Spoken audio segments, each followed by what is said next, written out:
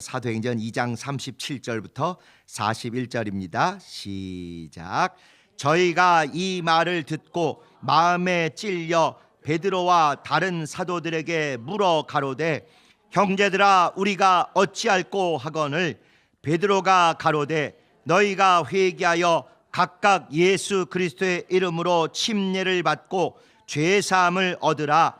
그리하면 성령을 선물로 받으리니 이 약속은 너희와 너희 자녀와 모든 먼데 사람 곧 주 우리 하나님이 얼마든지 부르시는 자들에게 하신 것이라 하고 또 여러 말로 확증하며 권하여 가로되 너희가 이 패역한 세대에서 구원을 받으라 하니 이 말을 받는 사람들은 침례를 받음에 이날에 제자의 수가 3,000이나 더하더라. 아멘. 내용 간단하죠? 어렵지도 않습니다. 베드로가 앞에 너희가 죽인 예수를 하나님께서 부활시키셨다. 그리고 그분을 주와 그리스도가 되게 하셨다. 그리고 그분이 진짜 그분을 찔렀던 원수를 발등상에서 짓밟을 때까지 잠깐 하늘에 머물도록 보좌에 머물도록 하셨는데 그 사이에 빨리 회개하고 예수 믿어야 된다. 이렇게 아주 베드로 일생이 때 최고로 충만한 설교를 이렇게 성령 감동을 했습니다. 그랬더니 그 말을 듣고 사람들이 마음에 확 찔린 거죠. 진짜 성령 충만하면요 말을 오래 할 필요도 없고 말을 거창하게 할 필요도 없고 그냥 예수는 하나님의 아들이시다 한마디만 해도 비수로 찌르는 것 같은 그런 충격이 오거든요. 그랬더니 이 말을 들은 사람들이 형제들아 그럼 우리가 어찌할꼬? 그럼 우리 어떻게 해야 돼? 이렇게 정말 거꾸러지는 거죠. 말씀 앞에 우리 뭐 해야 돼? 그럼 우리 어쩌면 돼? 딱 물으니까 베드로가 너희가 회개하여 예수 이름으로 침례를 받아라. 그리고 죄 사함을 얻으라. 그리고 성령을 선물로 받으라. 이제 이렇게 돼 있다 보니까 우리가 얼핏 볼 때는 네 가지 하라는 걸로 돼 있어요. 회개하라, 침례 받으라, 죄 사함 받으라, 성령을 받아라. 근데 이 죄 사함 받으라는 우리가 뭘 저절로 할 수 있는 게 아닙니다. 그러니까 우리가 하는 건 회개하고 그다음에 침례를 받고 그다음에 성령을 받는 거예요. 죄 사함은 그 회개하는 걸 보고 하나님이 일방적으로 주시는 것이죠. 그래서 얼핏 볼 때는 네 개지만 여기서 우리 보고 하라고 하는 것은 어찌할꼬 물었더니 회개해라, 침례 받아라, 성령 받아라. 이 세 가지 해야 된다. 다 얘기를 한 것입니다. 그리고 이것은 몇몇 사람에게만 주는 게 아니다. 대졸자만 주는 게 아니다. 키 160 이상만 주는 게 아니다. 모든 사람에게 남녀노소 구분 빈부귀천 구분 없이 모든 사람에게 얼마든지 부르시는 자들에게 다 이거 주시는 거다 하고 계속 격려하고 권면하고 이랬더니 그 말을 듣고 그래 우리 그렇게 할게. 그날 침례를 받고 완전히 거듭남을 체험하고 예수의 제자가 된 사람이 몇 명이요? 3,000명. 3,000명.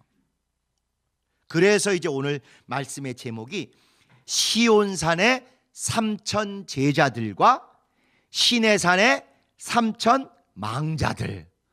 망자들이 뭐죠? 죽은 자들. 그게 여기 이게 딱 듣는 순간 아니 하나님이 엄청난 영광을 드러내시기 위해서는 3,000명이 세게 보여요? 5,000명이 세게 보여? 5,000명이 세게 보이잖아요. 이왕하실까 3만 명 10만 명 가능해요? 불가능해요? 얼마든지 가능하시죠. 근데 하필 딱 3,000명만 그날 딱 침례받고 예수의 제자가 되는 이적을 역사하셨어요. 우연이겠어요? 뜻이 있으시겠어요? 당연히 뜻이 있으신 것이죠. 바로 우리가 잘 아는 그 시내산에서 율법 받을 때 금송아지 만들고 난리법석을 떤 사건이 있지 않습니까? 그래가지고 레위인들이 그날 칼로 다 쳐서 진멸하고 죽은 자가 그때가 3,000명이었거든요. 그래서 이 사건을 딱 겉보기에는 지금 시온산에 복음의 메시지가 전파되면서 3,000명의 제자가 생긴 걸 얘기하시지만 동시에 그걸 듣는 순간 성경을 아는 사람들 뜨끔하는 거예요. 시온산에서는 3,000명이 제자가 됐지만 지금으로부터 1,500년 전 모세 시대에는 시내산에서 3,000명이 꽤 죽었다. 아, 주님 뜻이 이거구나를 확 깨닫게 됐다 하는 것입니다. 자, 우리 내용을 보실까요? 베드로가 선포한 말씀을 들은 사람들이 마음에 찔리며 어찌할꼬 이걸 물은 것입니다. 우리가 신앙이 있고는 성경을 잘 외우고 찬송가를 잘하고 이거보다 더 중요한 것은 항상 주님 앞에 섰을 때, 특별히 말씀 앞에 섰을 때 그 말씀을 듣고는 뭘 물어야 되는 거예요? 어찌할꼬 하나님 내가 뭘 할까요? 주님 저에게 뭘 기대하시나요? 저 사람 설교 잘한다, 저 사람의 설교가 저래, 이러면 망하는 것이고, 그거하고 상관없이 무슨 설교, 무슨 강의, 무슨 말씀을 접하든 내가 이러고 해야 될 것 같다, 오늘 이걸 들으니까 이런 게 떠오르네 하고 이게 뭔가 찔리는 게 있어야 우리 심령이 지금 살아있고 성령에 감동되었다는 확실한 증거입니다. 어찌할꼬. 두 번째, 베드로가 그들에게 회개하고 침례받고 성령 받아야 함을 말했다. 어찌할꼬, 복잡하지 않아. 지금까지 니네가 예수 몰랐으니 회개해.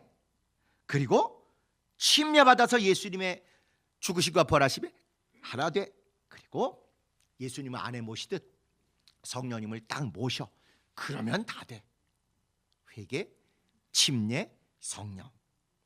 3번은 베드로는 이 약속이 하나님이 모든 사람에게 차별 없이 주신 것임을 말했다.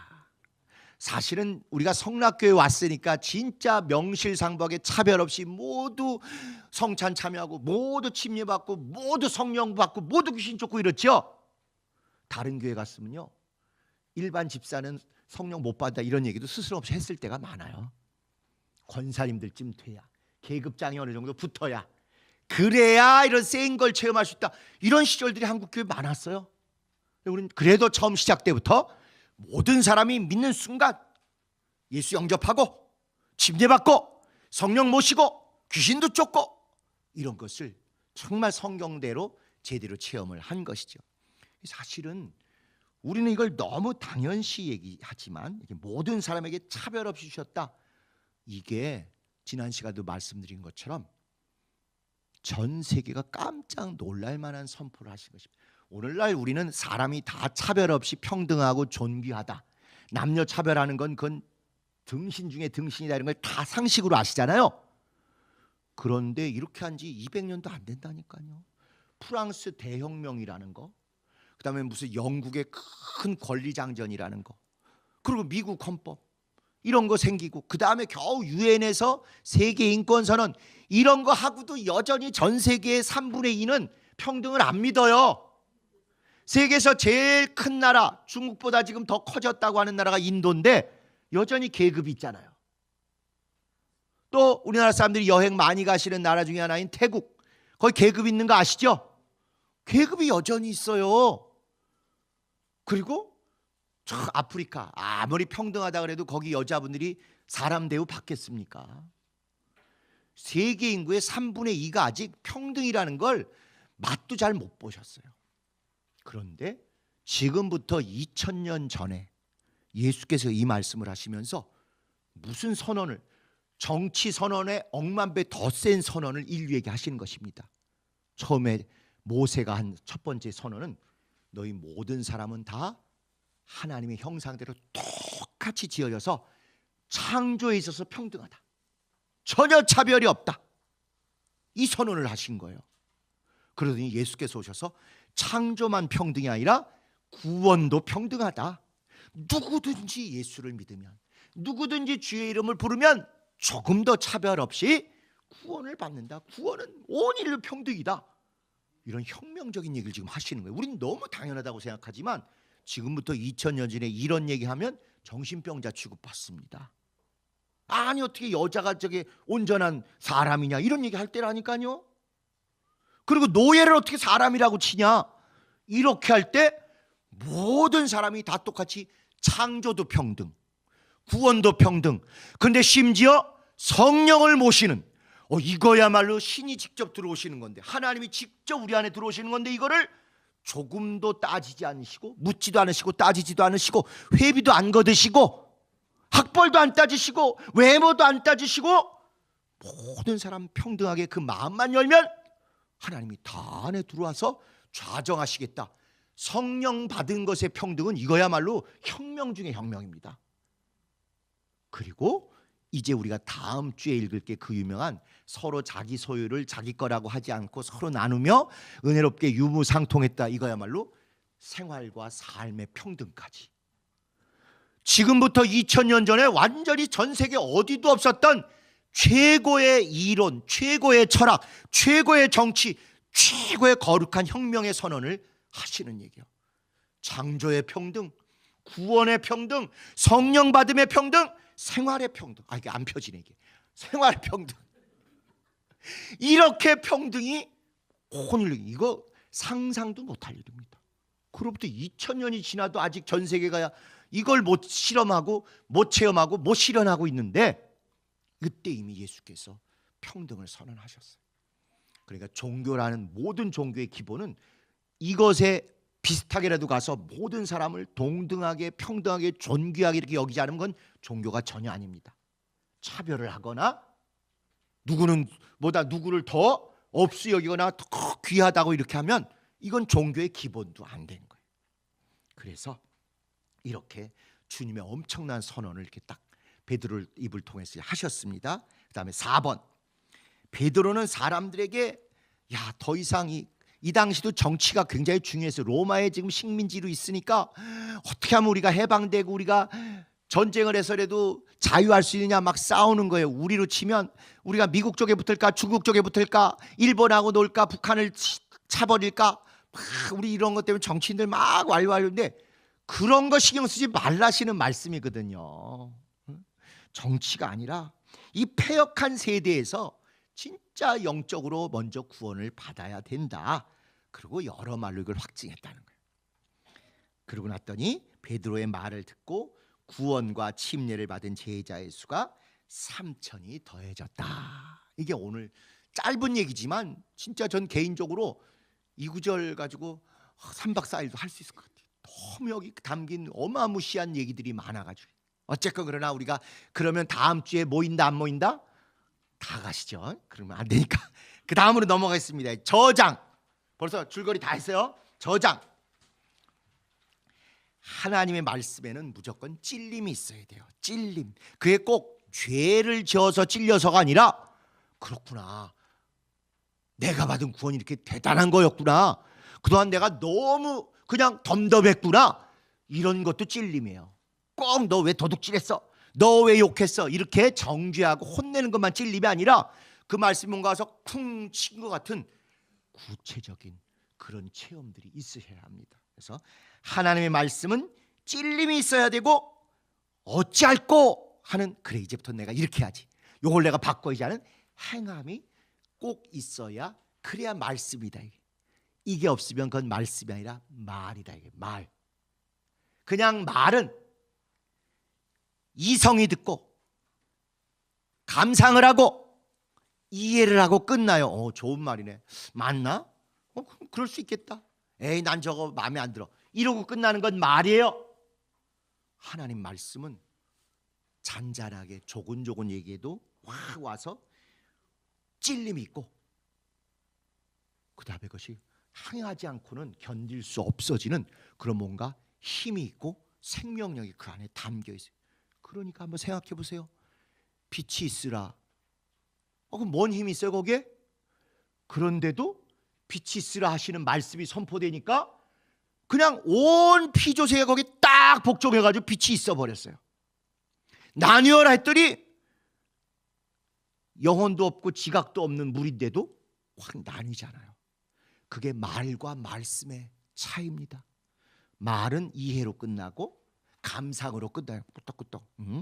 이걸로 끝나지만 말씀은 찔림이 있고 반드시 하고자 하는 마음, 행함이 이어진다 하는 것입니다. 그러니까 우리는 설교를 들을 때 저게 연설로 듣는 사람들이 아니라 정말 설교로 듣는 사람들이라면 내가 어찌할 거를 항상 염두에 두고 오늘은 내가 뭘 행함을 결심할까, 이런 설렘을 좀 갖고 들으시면 참 좋겠어요. 자, 또 2번, 이렇게 구원의 내면에 있는 구원의 확실함이 회개와 침례와 성령 받음으로 확증돼야 된다. 이건 외우실 수 있죠? 답 안 봐도 이건 이제 확실히 되시죠? 구원받기 위해서 뭐뭐 하라고 베드로가 그랬다고요? 회개하고 침례받고 성령 받으라. 요거 안 하면 구원 못 받는다는 아니에요. 마음에서 예수 영접하면 되는데 이 안에 있으니까 안 보이잖아요. 그래서 보이게 확증하는 게 입을 열어 회개도 하고 몸을 물속에 집어넣어서 예수의 연합도 하고, 그 다음에 그랬더니 성령이 확 들어서 진짜 내 안이 깨끗해졌다는 확증을 받는 것입니다. 그런데 우리는 이거 세개해야 되는가 보다 교리로 외울 수 있지만 이건 창세기 1장부터 11장을 딱 요약한 얘기다 이거예요. 창세기 얘기가 뭔가요? 하나님이 좋게 잘 창조했는데 아담과 하와가 사고 쳤죠. 뭘로 사고 쳤죠? 먹지 말라는 선악과를 먹어서 사고 쳤어요. 너희 조상 아담이 사고 쳐서 죽었다. 그러니까 이것으로 벗어나려면 여기로부터 회개해라. 회개가 원죄로부터 우리가 돌이키는 거 아닙니까? 하나님을 대적하고 죽었던 내용이 살기 위해서 돌이키는 거. 그래서 선악과 사건으로 우리 조상이 사고 친 것을 우리가 벗어나서 살아나는 첫 번째 단계가 회개다 이거야. 그랬는데도 그 후손들이 정신 못 차리고 막 죄악이 관여하고 그래가지고 하나님이 물 청소를 싹 해버리셨죠. 그게 뭐죠? 노아 홍수로 아주 그냥 쫙 바켓으로 물 다 껴안고 물걸레로 쫙쫙 밀어서 옛날 우리 그거 있죠, 도끼다시 박박 밀듯이 그래가지고 싹 쓸어버렸어요. 물로 다 너희 조상들이 물에 빠져 죽었다. 그러니까 그걸 만회하기 위해서 너희도 일단 물에 한번 빠지긴 하지만 죽음으로 끝이 아니고 거기서부터 살아나오는 것으로 새 출발하는 것이다. 그래서 두 번째 단계는 반드시 침례가 나와야 되는 거예요. 우연이 아닙니다. 창세 때부터 너희 조상 때 첫 번째는 선악과 먹고 범죄해서 죽었으니 그걸 회개해야 되고, 또 물에 다 빠져서 다 죽었는데 거기로부터 살아나오기 위해서 일단 물에 들어갔다가, 우리는 물에 빠지는 게 목적이 아니에요. 거기로부터 나오는 게 목적입니다. 침례의 목적은 죽었다가 살아난 거죠. 죽고 끝이면 익사라고 그러는 게 침례가 아니고, 죽었다가 살아나야 된다. 그래서 침례 받아야 된다는 거예요. 그리고는 마지막 제일 큰 사건이었던 바벨탑 사건에 너희가 언어가 같아가지고 같은 언어로 하나님을 찬양하고 영광 돌리고 충성했으면 얼마나 좋으냐. 근데 언어가 같고 잘 통한다는 이유로 하나님을 대적해서 바벨탑 만들어가지고 하나님에게 대들다가 너희가 쫙 쫓겨나지 않았느냐. 그거를 만회하기 위해서 성령이 오셔서 너희 혀를 붙잡으셨다. 너희 언어를 붙잡으셨다. 비록 이 육체로 하는 용어는 나라마다 언어가 다르지만 영적으로는 진짜 예수 그리스도를 증거하고 찬양하는 그 언어로 통일했으니 이제 그 언어 가지고 하나님을 대적하고 바벨탑 쌓는 데 쓰지 말고 하나님을 증거하는 전도에 쓰고 하나님을 영화롭게 하고 세계로 퍼져나가서 바벨탑에 쫓겨나가서 퍼져나가는 게 아니라 사명을 갖고 예수 복음을 갖고 세계로 퍼져나가는 선교의 삶을 살라 하는 뜻으로 성령이 오셔서 우리에게 방언을 말하게 하실 것입니다. 그렇기 때문에 창세기 1장부터 11장에 제일 중요했던 세 사건, 선악과를 만회하는 것이 회개하는 것이고, 노아의 홍수를 만회하는 것이 침례받고 올라오는 것이고, 바벨탑에서 언어 같아서 대적했던 것을 만회하는 것이 성령으로 언어가 붙들림 받아서 예수 증거하는 사람으로 언어가 바뀌고 그렇게 전 세계로 퍼져나가는 것이다. 이거 위해서 얘기하는 거예요. 그러니까 가깝게는 각각 개인이 제대로 예수 믿고 구원받게 하는 아주 구체적인 방법을 말씀하신 것도 100% 맞지만, 더 크게 보면 이렇게 창세 때부터 우리 조상들이 했던 모든 잘못을 완전히 뒤집어서 정답으로 만드는 새로운 거룩한 역사를 베드로가 선포한 것입니다. 우리 조상들이 잘못된 역사, 타락한 역사, 멸망하는 역사로 선악과 범죄 짓고 노아무스로 망하고 바벨탑 사건으로 대적했지만 이제 예수로 말미암아 시작된 새로운 역사는 회개해서 뒤집고 침례받아서 뒤집고 성령 모시고 그 거룩한 언어로 나가서 증거하는 것으로 새 역사, 거룩한 역사, 성령의 역사가 시작되는 것이다. 어마어마한 그런 선포를 지금 하고 계시는 것입니다. 자, 그래서 이런 인류 역사를 되돌리신 다음에 그 일을 끝냈더니 하필 딱 그날에 침례받고 예수님의 제자 된 사람이 딱 3,000명이라. 그걸 통해서 와, 이게 시내산의 율법은 3,000명의 죽음으로 끝났고 시온산의 복음은 3,000명의 중생으로 영광이 되었다 하는 것입니다. 이거 시험 문제 꼭 나와요. 율법과 복음이, 율법은 어느 산에서 선포됐다고요? 시내산. 복음은 어느 산에서부터 선포되기 시작했다고요? 시온산. 예루살렘이 타고 있는 산이 시온산이거든요. 그 다음에 거기서 선포된, 시내산에서 선포된 율법은 생명의 법이에요, 죽음의 법이에요? 죽음과 사망으로 끝났다 이거예요. 그런데 시온산에서 선포된 복음의 말씀은 뭘로 됐다고요? 생명으로. 그래서 죽은 사람 몇 명? 3,000명. 산 사람 몇 명? 3,000명이라는 거예요. 그러니까 똑같이 하나님의 입에서 나오시는 말씀인데, 여러분 예전에 배우시기를 천사를 통해서 오면 율법, 아들을 통해서 오면 복음. 이거 잘 배우시지? 그거 하나만 외워서 되는 게 아니다. 이게 성경은 수십 가지를 그렇게 짝을 짝 맞춰서 우리에게 알려주고 계셔요. 그런데 천사를 통해서 어느 산을 통해서 왔다고요? 시내산을 통해서 왔고, 아들을 통해서 성령으로 직접은 어느 산을 통해서 왔다고요? 시온산을 통해서 왔고, 시내산에 똑같은 말씀인데 율법으로는 벌벌벌벌 떨고 결국은 피비린내 나는 대학살이 이루어져서 3,000명이 죽어 넘어간 반면에 시온산에서 복음으로 생명으로 역사하니까 영이 죽고 멸망할 사람들이 생명으로 충만해서 3,000명의 제자가 생겼더라. 그러니까 우리가 율법의 사람인지 복음의 사람인지는요, 자기가 아무리 명함 파가서 돌려도 소용없어요. 내가 누구를 만나서 이야기를 대화를 하고 수다를 떠는데 나만 만나면 풀 죽어 나가고 시험 들고 씩씩거리고 나가면 나는 무슨 사람? 율법의 사람이에요. 자기가 아무리 복음 충만하다고 우겨도 절대 아니에요. 이거 아주 생생히 열매로 드러납니다. 율법, 정죄, 이렇게 아주 긴장 이런 게 있는 사람들은요, 무슨 좋은 얘기를 해도 사람들이 시험이 들어. 힘들어. 무슨 좋은 얘기를 해도 기운이 쪽쪽 빠져요. 씩씩거리가 되고. 영어도 안 돼. 아이씨, 씨가 그렇게 많이 나와.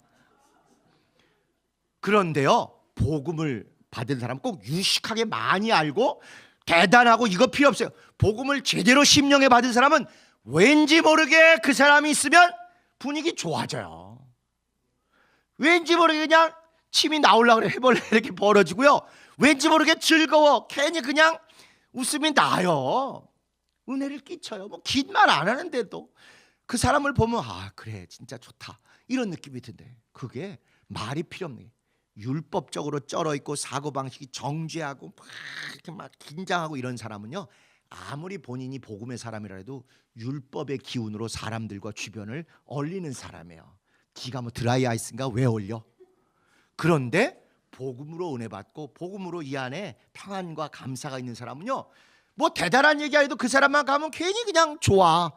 웃음이 나고 괜히 나도 해벌레 벌어지고 이렇게 되는 거예요.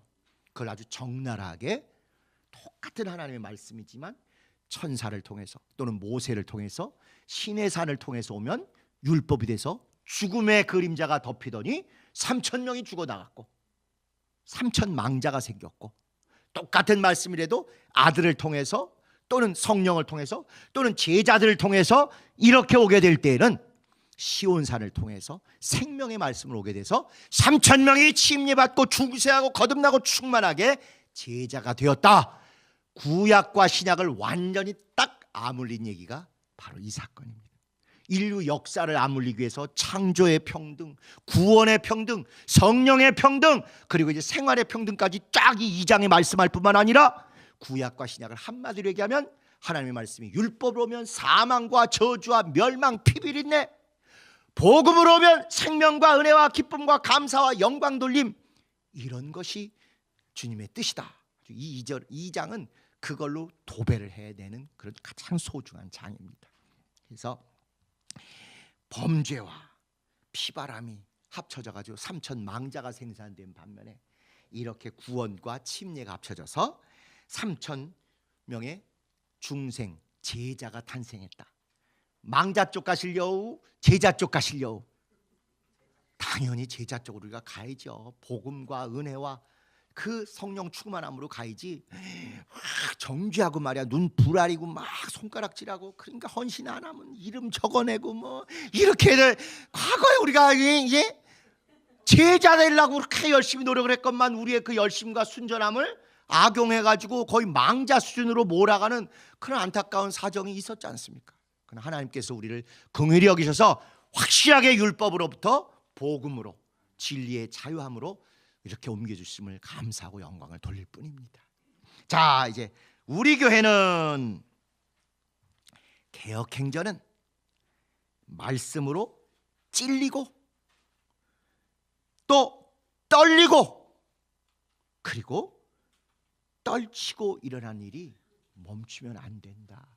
부활하신 예수, 생명의 성령께서 이렇게 들어오시면 이게 넉넉히 있어지지가 않는다 이게요. 말씀을 듣는 순간 어찌할꼬 하고 찔리고, 내가 이렇게 살면 안 될 텐데 막 이렇게 떨리고, 두려워서 떨리거나 막 이렇게 가책 때문에 떨리는 게 아니라 더 좀 잘하고 싶고 그분과 좀 제대로 진하게 함께하고 싶은데 이러고 마치 부활하신 예수께서 무덤을 떨치고 나오신 것처럼 그 자리에 있을 수 없어. 떨치고 나가다 못해 옆집에서 가서라도 부활하셨다고, 예수 믿자고, 다음 주에 우리 교회 가야 되지 않냐고, 이렇게 되는 거. 그래서 이렇게 떨리고 떨치고 일어나는 일이 꼭 좀 있으셔야 됩니다. 최근에 어떻게 좀 찔려 보신 적이 있으시나요? 아구 내가 세금 안 냈다 이런 걸로 찔리시는 거 말고, 누구한테서 얼마 붙여야 되는데 오늘 이자 안 붙였다 이렇게 찔리는 거 말고, 설교를 들으며 찬양을 부를 때 그 가사 때문에 찔리고 나도 모르게 그냥 여기서 쭉 진주보다 더 아름답고 소중한 눈물이 흐르고 좀 이렇게 찔리고 떨리고, 그래서 내가 이렇게 쓰면 안 되지 하고 떨치고 일어나는 이런 체험이 우리가 그래도 일주일에 한 번은 있어야 되지 않겠습니까? 그죠? 찬송 중에 이런 거 있잖아요. 뭐 1000번을 불러도 내 눈에는 눈물이, 그 마지막에 나를 사랑하신 분 그분이 예수라, 그분이 예수여 하는데, 그 가사를 듣는데요, 뭐 긴 말이 필요 없이 그분이 예수님이라 하는데, 그냥 막 폭포가, 왜 저 박연 폭포는 들어봤는데 제 눈에서 그냥 폭포가 막 팍 쏟아지고 그분이 예수래요. 긴 말 필요 없이 그분이 예수시랍니다. 이럴 때 괜찮아, 나는 뽀송뽀송해. 이게 제정신입니까? 이게 좀 뭔가 찔리고 떨리고 저 앉아 있을 수가 없어. 좀 떨치고 일어나는 이런 체험이 우리에게 있어야 되지 않겠어요? 주님이 왜 무덤에서 일어나셨는지 아십니까? 보니까 거기 다들 무덤덤하고 있어서, 무덤에서 부활하고 나오셨는데도 다 무덤덤하고 있는 거예요. 하다못해 귀신인가 보다 까무라치기라도 해야 되지. 그런 충격도 요새 우리가 안 받아요. 예수께서 십자가에서 피 흘리셔서 손과 발에 뚫리시고 피가 흘리셨대는데도, 그렇지, 세계에서 제일 평안해. 여러분 지금 문자에 여러분 손자가 옆에 친구한테 뭐 맞아가지고 이마에서 피가 막 철철 흐르고 있습니다. 그 문자를 보내시는 순간 평안할지어다 이러시나요? 앉아 있을 수가 없죠. 찔리고 떨리고 떨치고 나서 예배고 뭐고 바로 튀어나가지 않습니까? 그런데 우리 주 예수 그리스도 하나님의 아들 나의 주님이신 그분이 십자가에서 찔리셔서 피가 철철 나신다는데 무덤도, 이걸 성경적으로 이걸 문둥병자라고 하는 거 아니겠어요? 찔러도 잘라도 쥐어박아도 아무 느낌이 없는. 그래서 우리가 진짜 성령으로 살아있기 위해서는 말씀도 찬양도 기도도 그 구절 하나에 진짜 일주일에 한 번이라도 찔리셔야 돼요. 떨리셔야 됩니다. 도저히 앉아있기가 그래서 좀 이렇게 박차고 떨치고 이러는 그런 체험들이 꼭 있으셔야 돼요. 나를 사랑하신 분 그분이 예수요.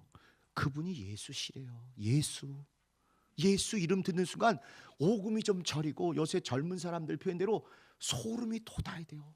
막 이게 뭔가 두렵거나 떨려서라기보다 예수 듣는 순간 이게 갑자기 심장 박동수가 달라져야 정상입니다. 예수 그 이름에 우리 심령들이 좀 그렇게 항상 따뜻하고 뜨겁게 살아있기를 예수님의 이름으로 축복합니다. 두 번째, 개혁행전은 회개와 침례와 성령 받음이라는 구원의 확실함을 끝까지 우리가 이건 절대 양보할 수 없어요. 개혁한다고 해서 제도도 바꾸고 뭐도 바꾸고 하지만 이건 다 표면적이고 제일 중요한 건 이젠 정말 복음만이 우리를 지배해서 회개하고 침례받고 성령 모시고가 모든 사람들이 자유하게 나 따라해보서 할렐루야 할렐루야 이런 거 말고 진짜 충만하게 함께 기도하는 가운데 성령이 임하시고 방언도 말하고 정말 그가 나 살았어요, 나 하나님 살아계신 거 알겠어요, 막 이런 고백이 나오게 해야 되겠죠.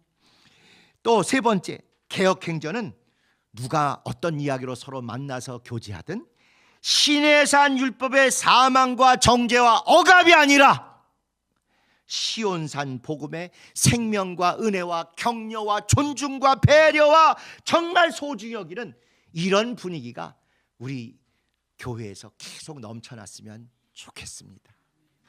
자, 결국 요즘 복음 말씀에 찔림이 있으셨나요?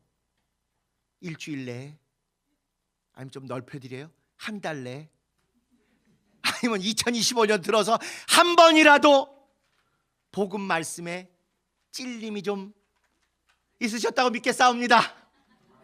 제가 괴로울 것 같아. 자, 또 어찌할꼬 하고 행함에 고민과 결심이 뭐 좀 있으셨죠? 감사합니다. 살려주셨습니다, 저를.